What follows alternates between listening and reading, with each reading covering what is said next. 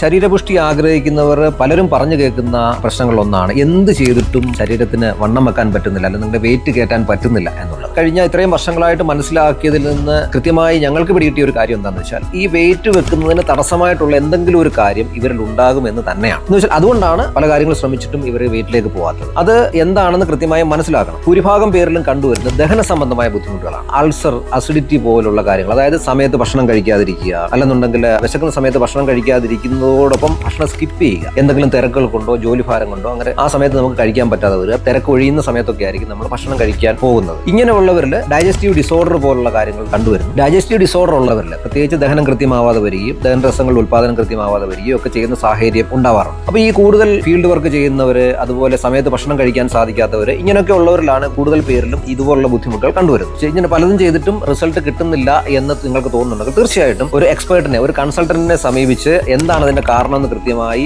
ബോധ്യപ്പെട്ടതിന് ശേഷം അതിന്റെ സൊല്യൂഷൻ എടുത്തിട്ട് വെയിറ്റ് ഗെയിനിലേക്ക് പോകുക എന്നുള്ളതാണ് ഈ അവസരത്തിൽ എനിക്ക് പറയാനുള്ളത്. അങ്ങനെ ചെയ്യുന്ന പക്ഷം പ്രശ്നങ്ങൾ പരിഹരിക്കപ്പെടുന്നതോടുകൂടി അതിനൊരു സൊല്യൂഷൻ കിട്ടുകയും നമുക്ക് ആവശ്യമുള്ള ശരീരപുഷ്ടിയിലേക്ക് പോകാൻ കഴിയുകയും ചെയ്യും.